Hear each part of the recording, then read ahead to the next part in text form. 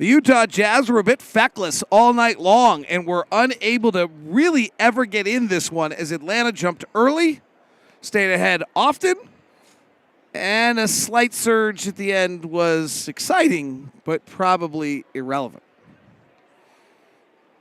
David Locke along with Ron Boone for you on POSTCAST tonight in a game which the Utah Jazz they didn't seem right, frankly. Not the team that we've seen all year long. Attention to detail seemed off. Precision seemed off. Therefore, the shooting was off. And this game was not particularly close. Like, we can have a lot of fun with the way the Jazz rallied late, but the fact is they fell behind by 10. They scored the first point of the game, and then they fell behind 14-3. Maybe the most telling thing is the Jazz first 2 field goals of the night, which took a while for them to happen, were both Lauri Markkanen and tip-ins. They weren't actually off any, like they missed and then they tipped it in. They just didn't seem right tonight. Slow, and as you mentioned, paying attention to details. I remember looking at my notes from the last ball game, and the in the notes it talked about making the right reads, whatever defense is throwing at you, and maybe that didn't happen tonight. We got to the point where we were shooting a lot of threes, and I don't have my notes here right now, but none of that was falling there in that first quarter, and the Hawks were making twos. We went 1 for 12 from 3 in the first quarter. I mean, that set the tone for the night. Yeah, was it right there. And all of a sudden now you're digging a hole. You've dug a hole and you're trying to dig your way out of it. I don't know if the Jazz would have played a little bit faster, maybe something would have happened there, but it's just hard to say because everything was a step slow. Throwing the ball over, we mentioned earlier, Conley with 5 turnovers, and his season high was 4. But he went 150 minutes without a turnover earlier this year. That's remarkable. So for him to be throwing it around 5 times in the gym seems really strange. A lot of early shot, no pass possessions. What did we finish with? Our final numbers, all right, 20 turnovers on 41 field goals, but I'm going to do a little math here live, which is always a lot of fun. We ended up with 7 of our 10 fourth quarter field goals being assisted. So going into the fourth quarter, we had 13 turnovers on 31 field goals. 13 assists on 31 field goals. That we were not moving the ball to get shots, to get opportunities tonight. It just didn't have that type of flow to the night. And the type of team and the type of offense, anyway, that the Jazz want to run, and what makes them effective is moving the basketball.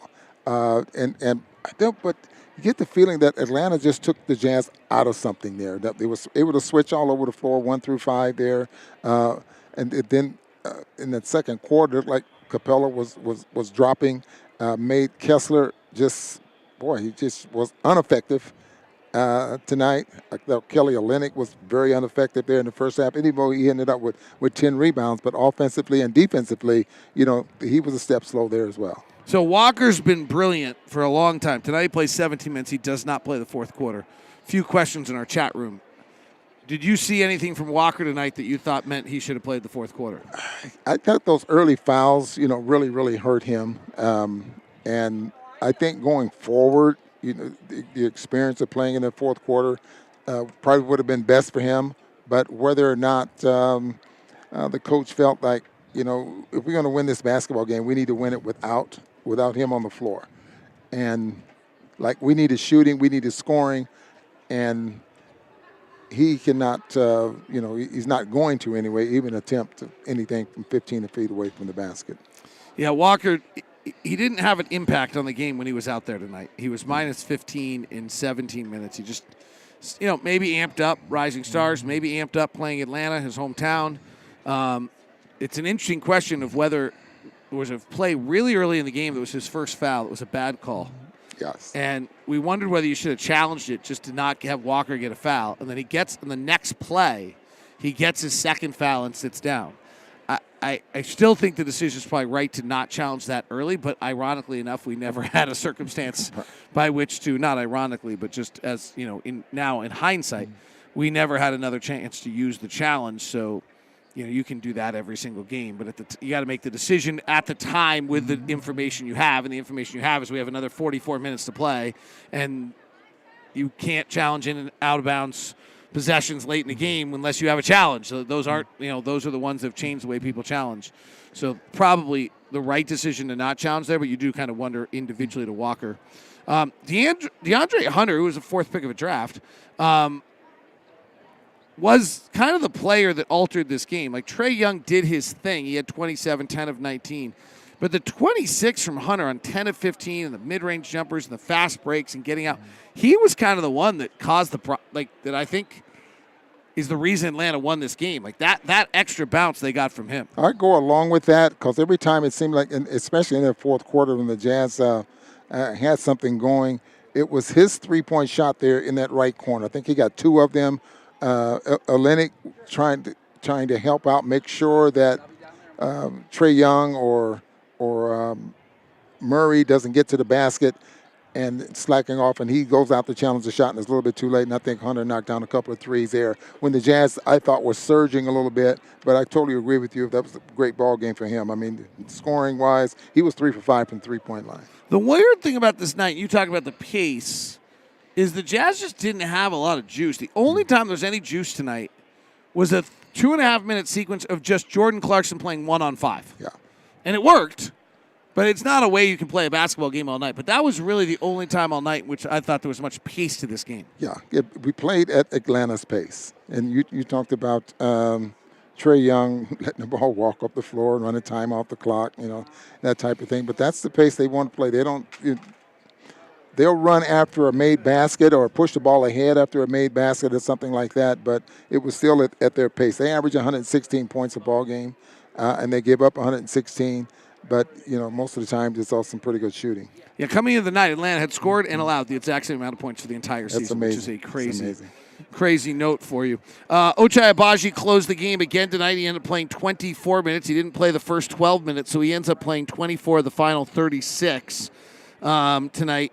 Jared Vanderbilt, Lauri Markkanen, and Kelly Olynyk all in double-digit rebounds tonight.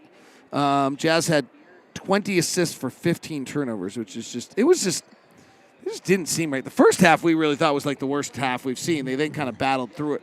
Actually, I would say this. The 21-minute mark, right when Jordan kind of took over the game, was right when you said on the air, wow, this is the worst they've looked all year. That was your feeling of just that they had no vibe the entire game is when you made that comment. Then Jordan kind of goes off. Then they hovered around for a while, and you began to think, well, maybe.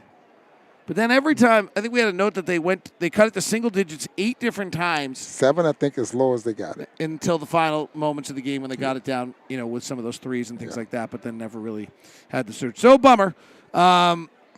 Particularly, I think, just because you have this homestand, you really try to take advantage of it, and they've now dropped a few in this extended stretch that you would like to get. But you know what? They're really acting like a 500 team. They beat an Atlanta team. They lose to Toronto. They beat Toronto. They lose to Atlanta. They beat Dallas without Luka. Like, it'll be interesting to see what they do to Dallas with Luka on Monday if Luka plays. Maybe not. He had a heel injury the other night, so you are kind of seeing exactly what this team probably is, which is to their record is they're right at 500. Yeah, and I was looking at that and thinking, okay, if the Jazz can take care of business here at home, that road trip coming up is going to be brutal. Probably could be a 500 team, going into the break. All right, Ron Boone. I don't have a star. What? I have one star. Who's that? And that's going to be Agbaji. No, it's not. Yeah, why not? He played well. He played well, but, you just hate to give out a star just to give out one. We had, how many guys in the plus side? Markkanen, Olynyk, who I thought didn't do nothing. I mean, I thought he was terrible tonight. He was on the plus side, but I don't see anything. You're not giving Ochai Agbaji a star for his 24 minutes? Yeah, I think that's a star. Mm-hmm. Otherwise, it was one of those whole hum nights. Yeah, I mean, Lowry's 8 of 19 tonight, which is unusual. 2 of those 8 are tap-ins. Yeah.